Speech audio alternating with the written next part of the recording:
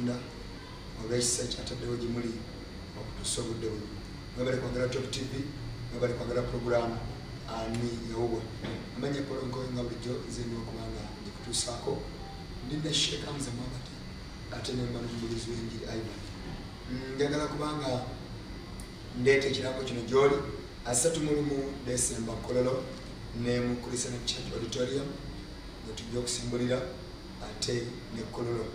Mwenna mikwano gyaffe ne mwenna abatulaba tubaaniriza Mutume Jackson ne Eva Ssenyi nga bakwaniriza mujje mubeereyo nga 31 December mulinyira Mukama waffe Yesu Omwana Katonda omulamu. P5 ekyagenda mu maaso n'ekiro kya leero weeri Mutume Jackson abaaniriza mujje mubeereyo mulinyira Mukama waffe Yesu neetabula n'abanyigirizibwa Yesu yakola okuwonya n'okusumulula.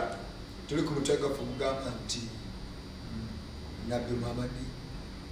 Nabbi oba Muhammad Nabbi. Sheikh kabambuulize kutugenda mu maaso. Sheikh Hamza. Bismillah. Bismillah alladhi khalaqana wa razaqana wa min ghayri hawli minni la hawla wa la quwwata illa billah. ثم صلي على أشرف الخلق محمد بن عبد الله صلوات الله وسلامه. Amatendo mu bijuvu agajjudde Katonda wa Allah. Tumwebaza Jalla Jalaaluhu. Twebaza munna abayiba Top TV ebotiko. Twebaza omusumba Ssenyi omusembi gweta. Nti akaseera tumaze wano kitegeeza ensi egenze ezuula abamu kufe abatudde wano ebbanga eddene nga tebagwadde na kubeera wano naye nga byali bizibu byansi. So omusumba Ssenyi nga tuwa mukisa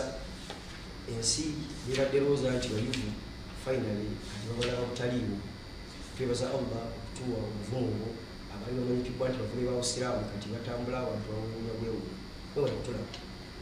oyo Sheikh Hamza Mohammed nzikiriza ati Ivan ya akombulizeeko. Abatulaba mwenna mbalamusiza erinnya lya Yesu Kristo omwana wa Katonda abeerera ddala omulamu. Ekisooka mwenna abatulaba tubassaamu ekitiibwa. Ekyokubiri ebintu bino twatwala tayibuli tubisoma ate tubitegeera kati nga kino sebumatwe Sheikh na kino kiyita okuvuma.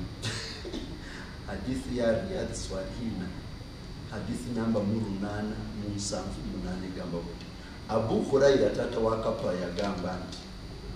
mazima Allah ayagala nnyo okwasamula naye akyawa nnyo okwayuya.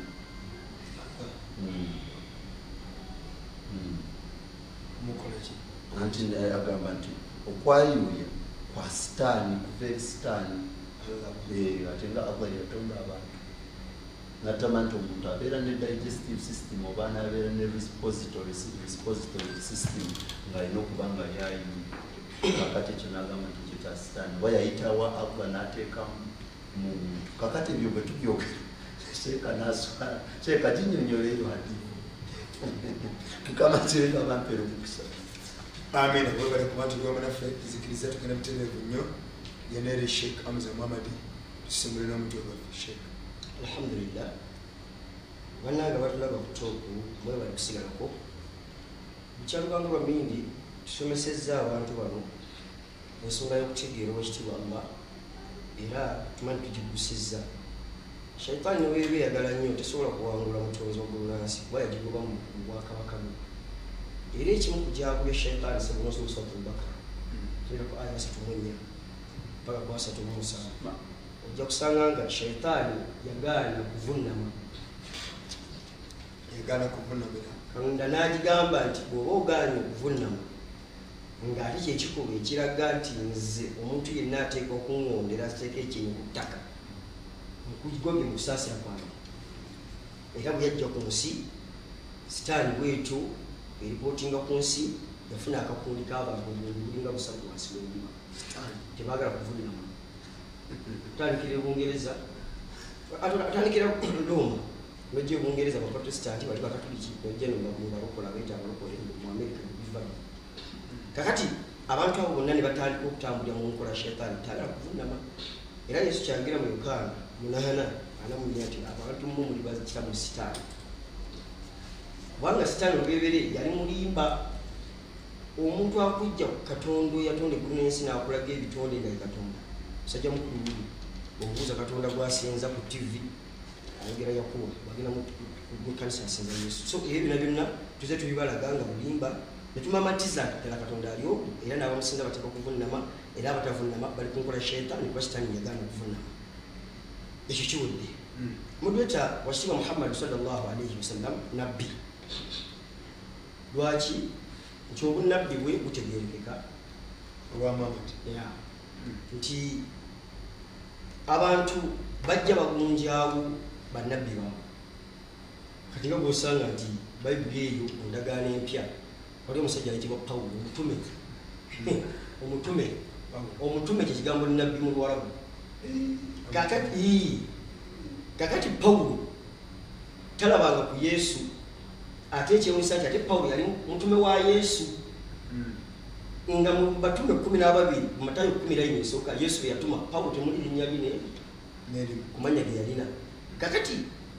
najja n'akwata abantu akakundi biliyoni 3 bali bemenyedde abatagala kuvunama Pawulo yennyinibo era bw'osoma Bakolinso biliyoni 3 zigenda mu biliyoni 3 n'okusoma. Kati Catholic Church erina akawumbi kamu biliyoni 2 n'okusoba, Abaprotestant balinako nga 7, abalokole balinako nga 5, abamasiya bonna bali omwo Pawulo yennyinibo. Kati bano abaalokoka bano Pawulo yabafuula abalokole era agamba nti balokole ogoberedde ensi Bakolinso ekisooka 13 Yuda bw'agamba. Kakati oyo ye nabbi abantu bano gwe beezinzeeko naye bati bayinza kujja ku TV ne batubuuza nti Pawulo nabbi oba mutume. Babuuza Muhammad nga n'obujulizi bwa Muhammad bwe buli ng'omutonzi ayogera nti nze namutuma. Pawulo ali yakutuma nti Yesu yatuma bannabbi nti yatuma bameka. Kakati ebyo bwemubanga amazima mugabiseeko ne muleeta obulimba tujja kujjayo nti mulina bannabbi abatayogerwako mu byafaayo era kyobola Pawulo mu ndagaano nga taliiyo ng'ayogerwako nti alijja naye ataafutuka Yesu amaze nagenda naye akaana so gwali bulimba. Bakolinso ekisooka 10:33 Pawulo agamba bw'ati era nga nange bwe nsanyusa bonna mu byonna nga sinoonya magoba ganyenze wabula ng'abangi balyoke balokoke mungoberere nga nze nga nange ngoberera Yesu. Ye Pawulo anoonya abangi balyoke balokoke era nga bwe yalokoka abaagoberedde Pawulo si Yesu. Ye Yesu abamugoberera Qur'ani ekugamba bulungi Memorani ya 3:5 oba 5:2 nti baali baddiini Busiraamu. Oshula muntu weta aya yini elikiria Memorani ndikunkulaga nti Muhammad bamugaana nga bannabbi ab'endi kwangala babalina kyebaboogerako waze we naleeta ekifuba kye ku TV n'aleega emisuwa n'ayogera bimu kwako n'avuma. Yes naye amazima gali nti bano bannabbi lwaki mubabiseeko abasikisaanye. Qur'ani egamba bwe ku bannabbi abali nabo Yesu emisiramu ana mubiri ate batubino gwe tulese mu studio ana mukisa shura ana mubiri aya ya 13 Yesu wali musiraamu kubanga so mukumaani okusiraamu kitegeeza mugonvu eri Katonda. Kati bwogamba nti Yesu tiyali mugonvu ana wali yakanze naawe era kyobola musiraamu akkiriza nti bino sijja bbirya wadde emmeeme yali yagali kuba ayagala kuba mugonvu. Wano sijja sinzizaawo wadde nga waliwo ebiduula n'ekkanisa enyirira nnyo wadde nga walungi wasanyusa kubanga Katonda tayagala biduula muwasinzizo. Musiraamu akkiriza nga mukazi nti wadde ebbugu mulengi nina okwebikkirira mugonvu olw'obujamu bw'abantu so babaddira ebiri halaali oba ebyakkirizibwa ne babifuula ebyagaanibwa ne baddira ebyagaanibwa ne babifuula ebyakkirizibwa. Mudwetawulirayo Yesu wali musiraamu si byange. Washiba Allah agamba nti shara'a lakum min ad-din Essula ya 2 aya 17 Washiba Allah agamba nti yatulaalika yatukakasa n'atutegeeza okubeera mu ddiini ekyo kyennyini kyeyalaalika oba kyeyalaamira kyeyalagira bannabbi Nuuhu nga y'omukubo eddiini eyo abasiraamu tuli n'ebyo bye tukuweereza gwe Muhammad eby'obusiraamu Nuuhu mwe yalimu n'ebyo bye twalaamira bannabbi okufukunya Ibrahimu yasooka ne Musa wakubiri ne Isa bannaffe balagula mu Qur'ani mujje bulungi ali musiraamu nga Yesu bagamba Yesu si ye Isa mukadde wange Imran 10 Maryamu 19:3 bw'osoma sharehe yayo Sheikh Maulana yakijjayo emyaka giringa ane mabega nti Yesu ye Isa. Yesu yani kibola muntu tazimye okusanga Yesu nga nyagwa agamba tugende musinzo okuba ebiduula ngaba musinzo bali mukola kizimye osanga Yesu ngalagira abantu okulya embizi kizimye osanga Yesu ngagamba abantu bonzikiriza kunama bwe bikkirira kete sikumanyi bwozikiriza ndikutwala mu yalulete nti awo nzikiriza ndi kutwala mu ggulu byonna bye baleeta tewali bikwatagana na Yesu kuba yali musiraamu yali mugonvu eri Katonda ye Musa Nuhu n'abalala ekyo kiwedde mutwete Yesu yakola kintu yakola kyekyo obusiraamu Isa musatu Imran Maryam ya 11 aya 13 yagamba abaddu ba Katonda nga zije bali ng'abamu bamufudde omwana wa Katonda abalala bamuyita Katonda abalala bamuyita mwana wa bwenzi ye n'abagamba nti abange aya yasatu bagamba nti nze inni Abdullah ndi muddu wa Allah buli wobuli omuddu nga Katonda we Allah obusiraamu teriyo muddu nga Allah siye Katonda we n'ayingira obusiraamu so nga ate baddu bateeka okuweereza kyekifuula abaddu bo ne bagunjawo enjigiriza ezibawo ddembe ne baweereza bitonde kakati Isa alayhi salatu agamba nti ndi muddu wa Allah wa Katonda ayitibwa Allah ataani alkitaabu ampadde ekitabo ekiyitibwa Injiri n'agamba nti wajaalni nabiyya n'afuula nabbi tanfudde Katonda nga bwe bwamusinza Allah Isa n'amaliza agamba nti annaamidde okusaala uswini bisalaati annaamidde okusaala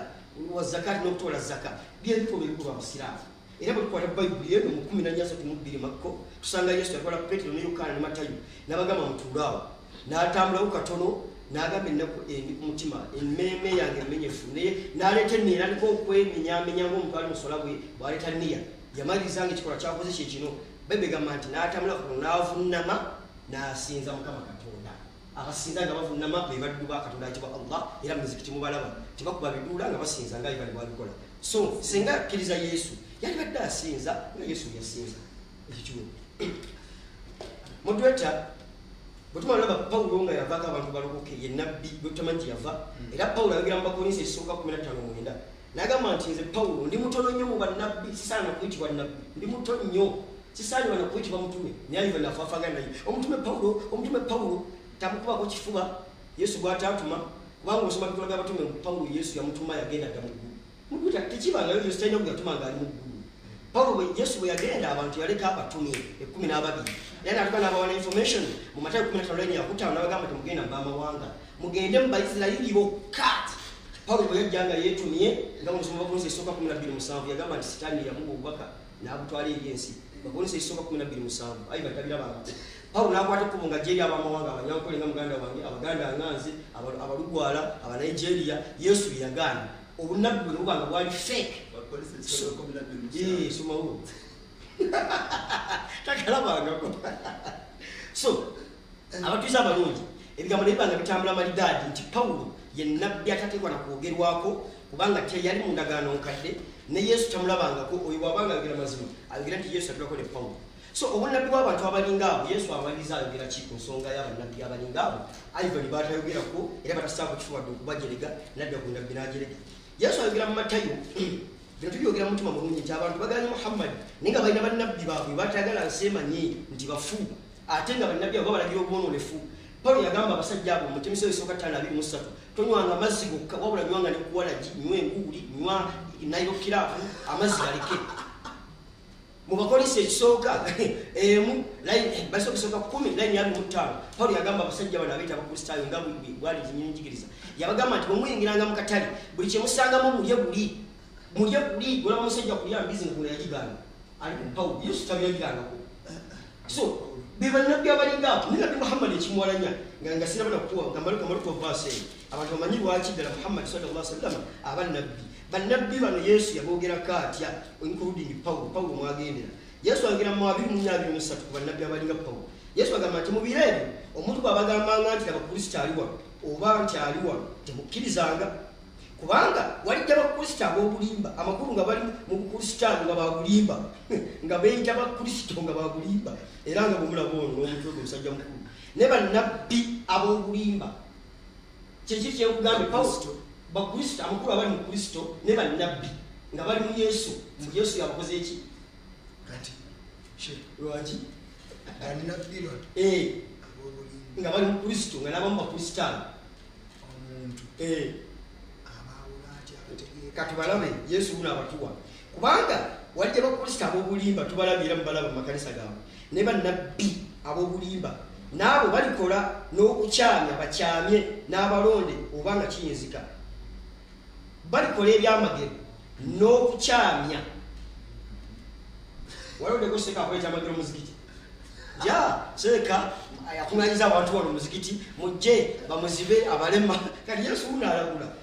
alanga prophesize nti waliwo abagenda okujja nga beeyita bakristo nga ate bannabbi mubo babulimba nga bakola ebyamagero era bosoma bikola batume Pawulo alina kuyazibula amaaso era bangi banabamu bakanomusinza naye nga Pawulo Yesu tamulabangako ariko bwe mbadde yakati bayibuli yiyo aleta olunyi nti awo Yesu n'agamba Pawulo nga bali wano mu kifungo ekyo kisanga ku Petero ku Yokaana ne Matayo so moderator ensonga y'omusajja Pawulo ali bali walageranga ku kyatandika mutwe guno nga y'omu ku bannabbi ab'obulimba ayina amazzi agamba nti Muhammad nabbi wa bulimba Muhammad nabbi wa bulimba ekiwalanya Muhammad kiki katumazola abannabbi ab'obulimba bali mu masinzizo ng'abannaffe nga bwe balimba abantu n'ebyamagero Yesu yennyini abogedde Muhammad ekimuwalanya musanvu 15 wakitiibwa Allah yogera ensi emanyi kubanga noyinza gala Muhammad nga Quran eyogera ku ye nga nabbi gwe Bayibuli yiino Pawulo talina wayogeddwako mu ndagaano nkadde nti walijja nabbi ayitibwa Pawulo so nga bannabbi beerangawo kati mu Yesu waba yasemba Pawulo ajje yamulangirawo Yesu walanga Muhammad tujja kira musanvu 15 bagamba bwe bati Quran Muhammad tubuulire ekikuwalanya kiki Allah agamba nti أعوذ بالله من الشيطان الرجيم بسم الله الرحمن الرحيم أعراف تمير المسلم الذين يتبعون الرسول أبا بقبر بك محمد النبي الأمي نبيون تيواندي كبيغامبو ببسوما سي يجانا بيونغا بواندي سمونغا روزي ندى تيبيادي بيبي مكتوبا الذي يجدونه يساندبوا مكتوبا غاواني كبوا عندهم وبالي في التوراة مجتمع كتب بايبل سنجا كندغاني كدي والانجيل نيتيتبو انجيل بتابو بنا يسوع يجانا بيو متى يوم كان يكان يأمرهم بنو بيمولانيا يأمرهم غابالاجيرا محمد بالمعروف يبسنونجي وينهاهم غابزيز عن المنكر يبسنبي ويحل لهم طيبات محمد يو نجانغا بالاجيرو كوليا ebyakirizibwa ويحرم عليهم الخابطات اتابيرنغا بزيزا كيبي بيازيزوا ويذو عنهم الصراط والاغلال التي كانت عليهم الى اخر الايه نبي محمد يشمولanya kulagira abantu pisa nungi kuziza abantu pisa mbi kulagira abantu kulya byakirizibwa na kugana kulya byaganibwa modwetanga Muhammad bagamba nti suratul Baqara 17 tembizimbi Maida aya 5 tembizimbi nagama An'am 10:15 tembizimbi ogenda kwata Bible embizimbi wa Isaya kaga mutambula ya kusatu verse somegamba wansi nti abali enyama y'embizi banyiza mukama Katonda Yesu yajja mu Matayo 7 nagamba nti embizi zitekana kulinya ku kintu kitukuvu ebi Muhammad ndiye abyogera bwaba Yesu yaziza mbizi kulinya ku kitukuvu teberezo omuntu ayina n'ebiguli ngoro wagula na samuntu mu madamu natukosa eyepakira takoma ku nyama yayo n'alya n'ebyenda byayo so ebe na Muhammad yajja ne kubaziza kulya bibi shekikono kye kimuvumye nga mpuzi ka moderator ensonga ya Muhammad itegerekise nti Muhammad yajja nga Allah yennyini agamba nti nabbi Muhammad yasalibwa mu kitabu kya Tawraati era kyo ojja okusanga mu mutwe w'ekitiibwa nti Tawraati osoma ky'amateeka 18 wagamba nti Yesu Musa n'amugamba nti ndi Musa nabbi ku baganda bo ng'alinga ggwe muki Musa nga bwe yali prophecy wise mu nabbi bwe yali nabbi okusooka nga ye kennyini yatumwa eri abantu abajeemu n'abaana entalo ne Firawuna n'abanga yali nabbi yawasa Muhammad yawasa yazaalibwa mama ne taata Muhammad yazaalibwa mama ne taata Musa ebintu byonna yogako obunabbi ku myaka 4 nga ye nabbi oyo Allah bwayogerako mu kyamateeka mu njiri ya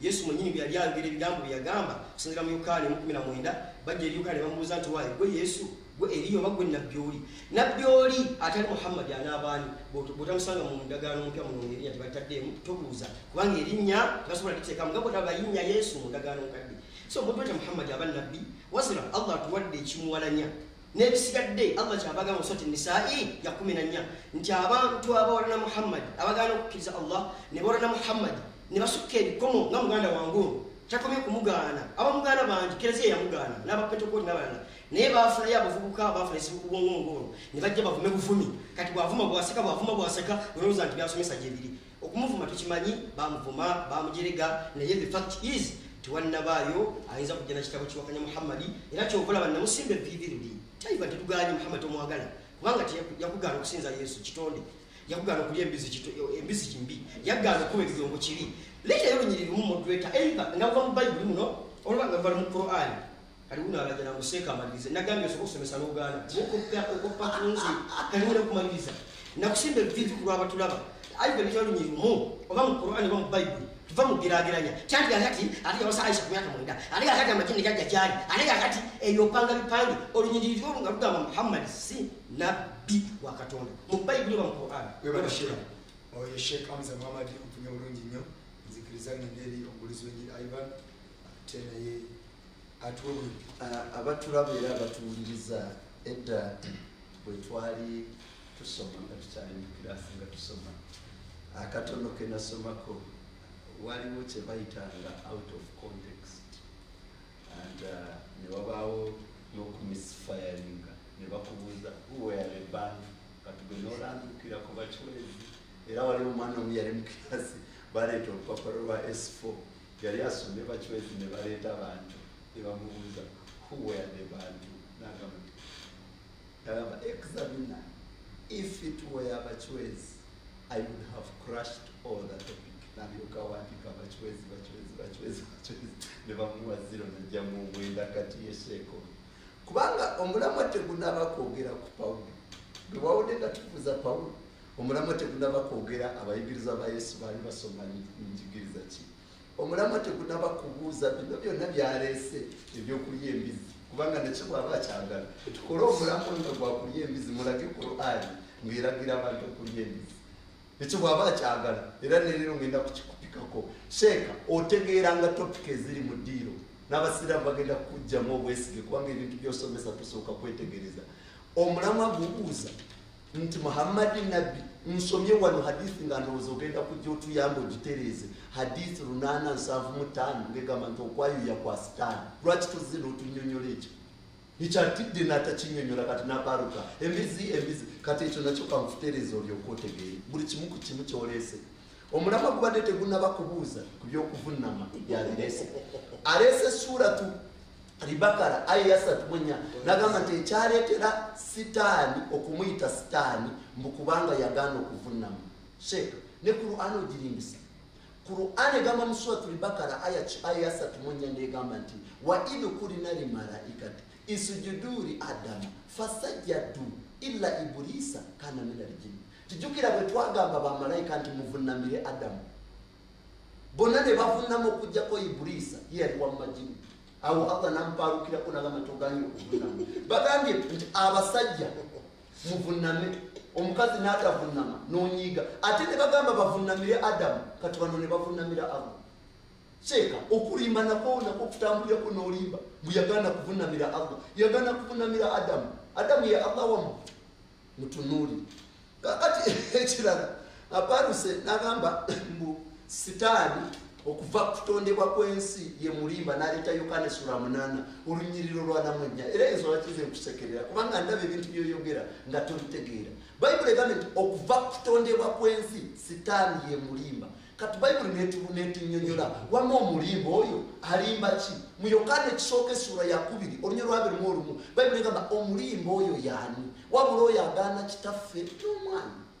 kitamuyani uliza tomuntu yena kasita agaana kitaffe n'omwana oyo ye mulimba Muhammad bwe yajja asomesa abana n'agamba lamu yalidi walamu yuladi Katonda tazaala n'okuzaalibwa teyazaalibwa ye nabbi wa bulimba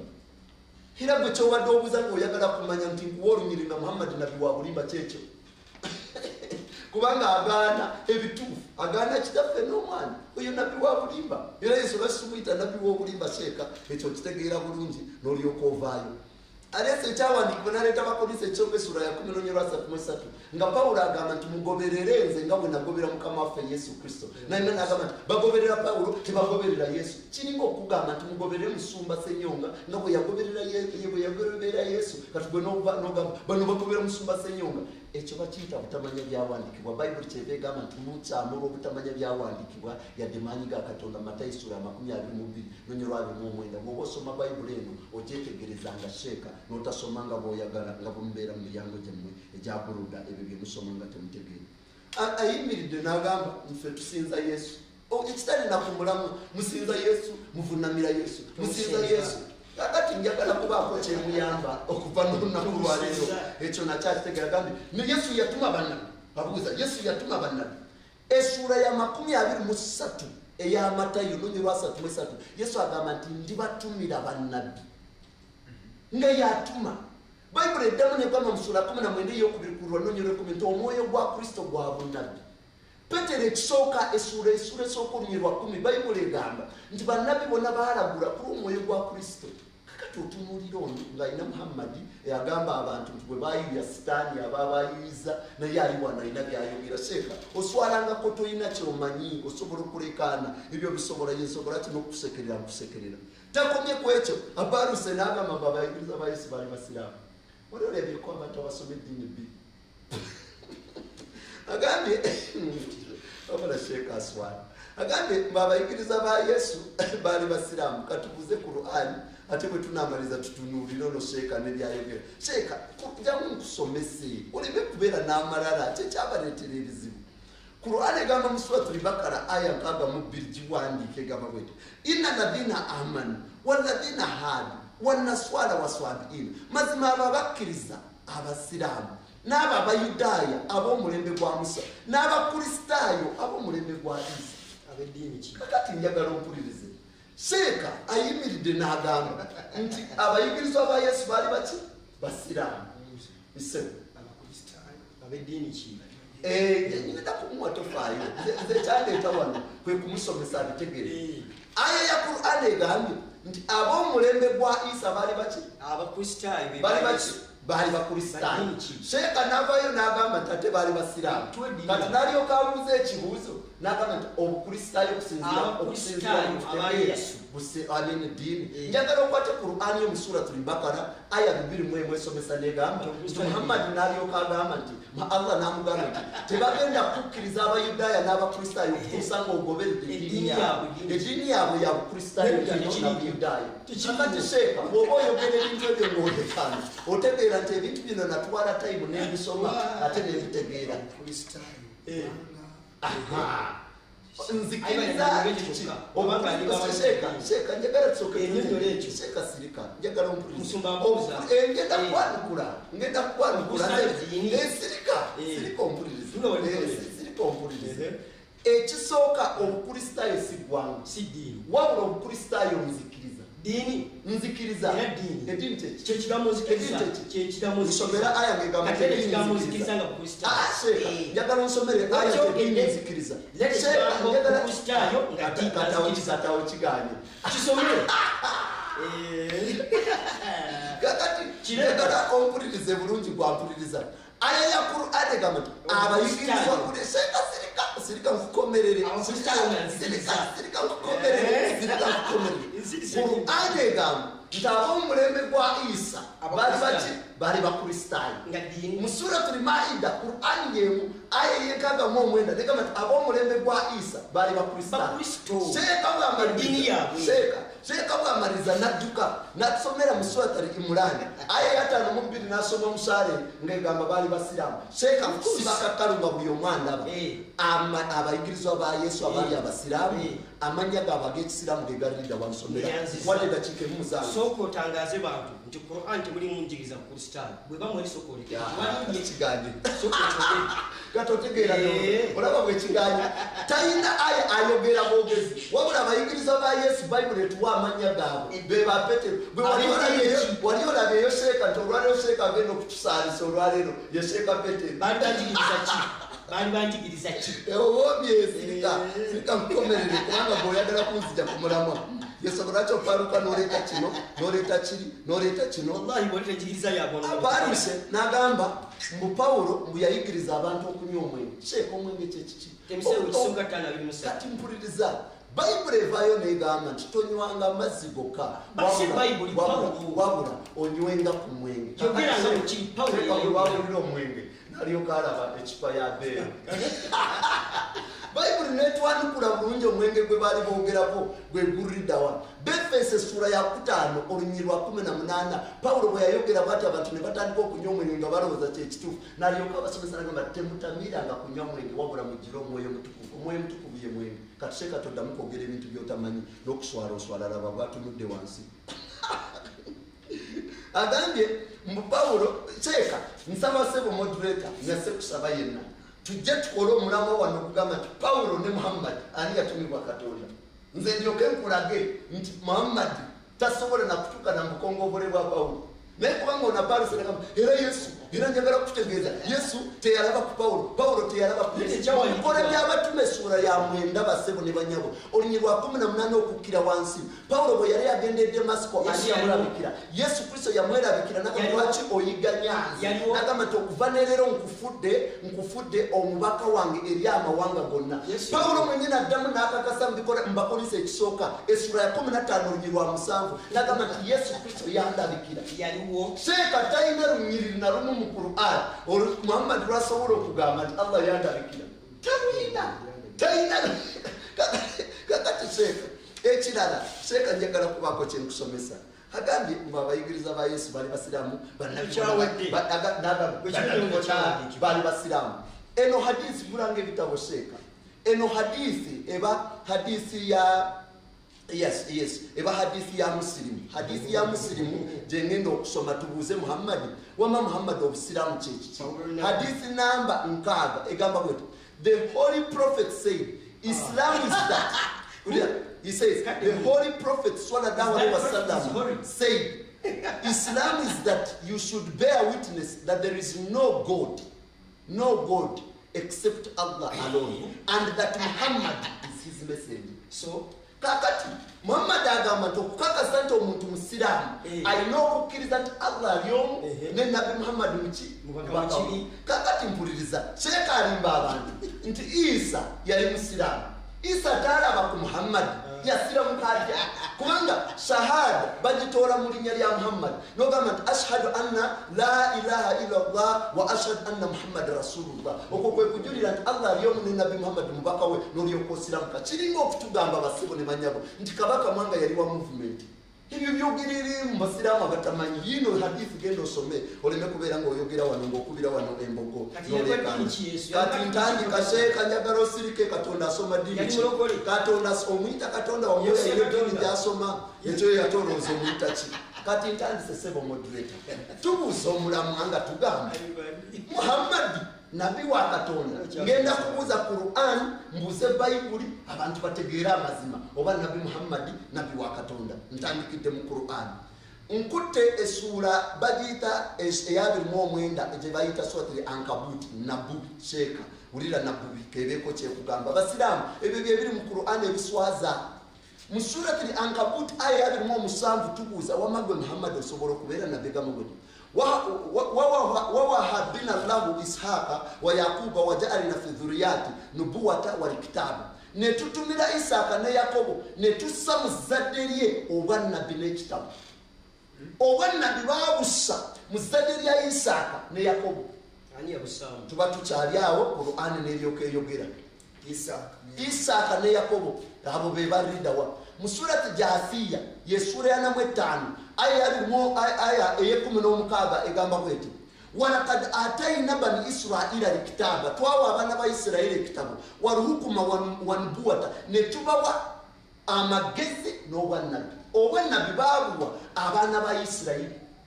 okusinzira mu Qur'an yabwe kati mbuuza Qur'an wamagwe Muhammad abawarabu be balidawa mu sura Tauba aya 97 negamba nti arabu ashadu kufra wa nifaqa wa ajda la ya'lam hududa ma anzalna nti abawarabu bayitirivu nnyo mu bukafiri n'obutamanya amateeka ga Katonda n'ebyo byasi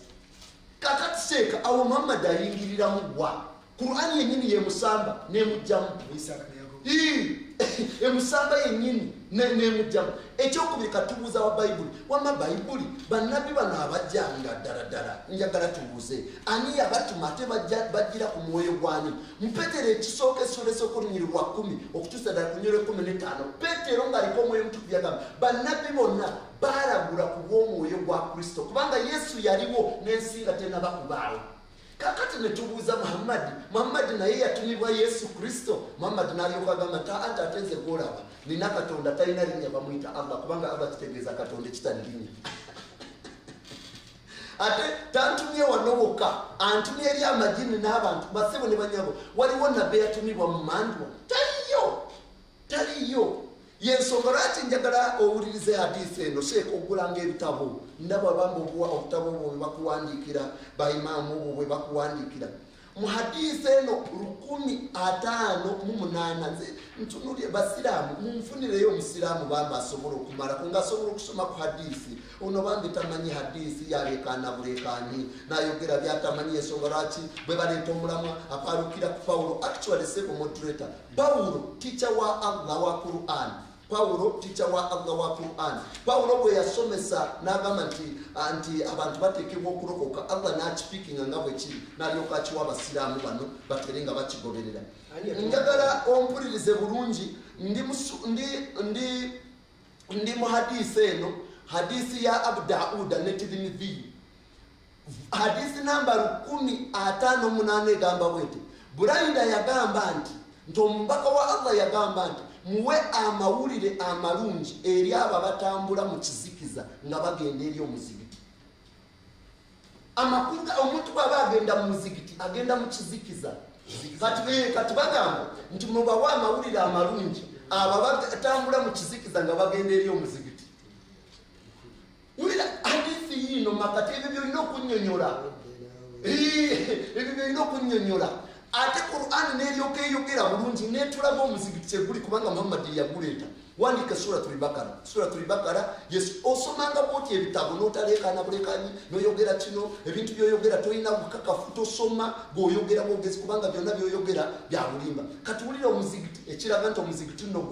gwa majini. Mu Suratul Bakara aya 14 gamba nti waman haythu harujata fawali wajihaka shatira almasjidil haram. Muhammad wona wogenze yoreseze ekyenyi kyo ku ludda olw'omuzigiti ogw'emizizo.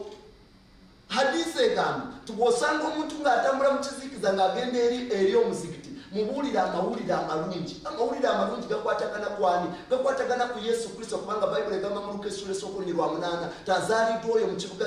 kya Dawudi oyo aleese amawulire amalungi Yesu Kristo. Kubanga Muhammad akimanyi nti kino ekintu kyemulimu kya sitaani kubanga omuzigiti guba gwa muzizo. Muzigiti guguno gwa buli muzigiti gwonna gwolaba Qur'an eguyita gwa muzizo. Masjidil Haram omuzigiti gw'emizizo ati kwa majini ate buli muzigiti mubeeramu amajini onayinza okwewakana basaala nago ate si ge gaalabira okusiramuka amajini go gennyini ge gaalabira Sheeka wandika Rubale basebo ne banyabo tubakakasa yensonga lwaki abasiraamu be bakyasinze tenda ey'okutambuza emisota ey'okubeera n'amasabu kubanga enkola yaabwe tambulira ku sitaani. Ani yakakasa nti omuzigiti ddala nyumba ya Allah. Ndi mu suratul Jinn sura y'emandwa amajini googera gamba nti wa ana limasajida lillahi buli muzigiti gwonna gwa Allah. Ani ayogera? Majini. Kyetubagamba nti Muhammad ono yali nabbi wa majini kubanga gegamu n'omuzigiti wali mutuukirivu yagulaba n'agamba nti omuzigiti guno nyumba ya Katonda. Amajini ge gayogera. Si ekyo kyokka tusanze nga Muhammad yavaayo n'asomesa ebintu ebiringa bwe biti. Sheeka wandiika njagala owandiike kubanga abantu baagala kumanya Muhammad nabbi wa Katonda ng'ovudde ku bino ebyokumupikaapika kubanga omupika awere n'omupika awere. Ndi ku peegi eno y'ekitabo kino gulanga ebitabo Sheeka Ibrahim yakuwa sente ogula ebitabo n'ogaana okugula ebitabo gwe n'oddamu kwejalabya nakuwasa abakazi. Gula ebitabo peegi 38 hadisi namba ya 37 yagamba bwetu Abu Sayyid ne Abu Huraira bagamba nti omubaka wa Allah yagamba tewali kizibu kyonna ekituuka ku musiraamu wadde obulwadde wadde okutabukana kwonna kuva eri Allah ng'ebizibu ebyo bye bimuggyako ebibi. Muhammad asomesa nti ebizibu bye bigwa ku muntu bwe bitu pa ebibi nga bimuggibwako ebizibu bye bijjawo ebibi. Awakanya nsomesa ya Yesu Matayo sura ya 21:8 Yesu yagamba guno gwe musaayi gwange ogw'endagaano ogujjawo ebibi kubanga edda baawangayo sadaka za ndiga ebibi bijjibwe ku bantu. Muhammad bwe yajja n'agamba ate bwe bw'olaba ng'omusiba gukubye bw'olaba kati ng'ono Sheeka nga bw'omulaba bw'anaafuna ekiddukano ng'ebibi bimuggyibwako. Oyo ye Muhammad ensomesa za Muhammad tezikwatagana na za muleme yensonga la sirika tezikulabye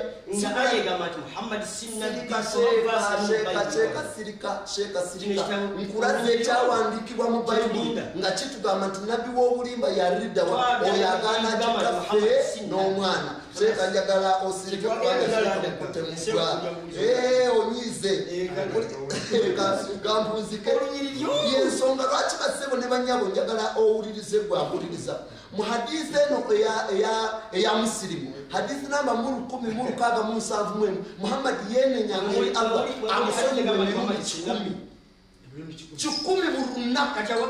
kakati tubuze ekibuuzo njagala ompuliriza Yesu atugambye nti wotegeera nti nabbi wa bulimba abanabbi wa bulimba agaana kitaffe n'omwana Muhammad bwazze n'asomesa nti Katonda takola atya tazaala Yesu n'atugamba mu sura ya 16 ey'Amako nnyero 15 nti munaagobanga emizimu mu linnya lyange Muhammad bwajja n'atugamba nti ate munabakutegeera Allah yasembeza emizimu ate nammwe muli baganda b'emizimu kubanga nammwe muli basiraamu bajjo kati wotegeera tugamba nti nabbi Muhammad si nabbi wa Katonda wabula nabbi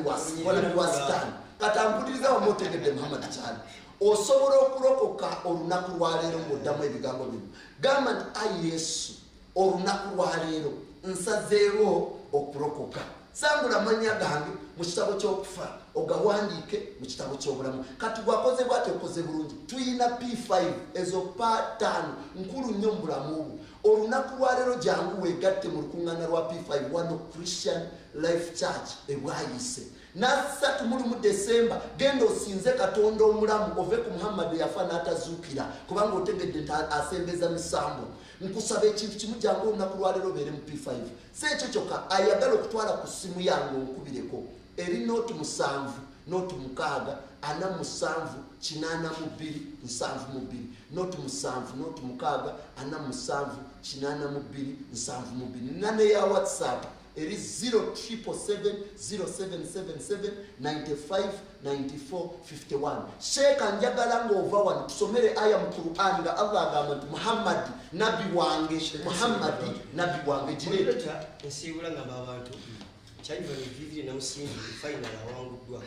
olunyiri lumu nga lugamba nti Muhammad si nabbi either mu Bible oba mu Qur'an lubuze ekisembayo mu bimu musajja mukulu kansooke nkutaase kulaba bakojja swala nze siri beega nti omuntu omu akwata sente n'azimpa nzije wano oba nafa sente zigula ebitabo kubanga ensi yategedde bujojja sente ng'ekisa era wagambye beegaani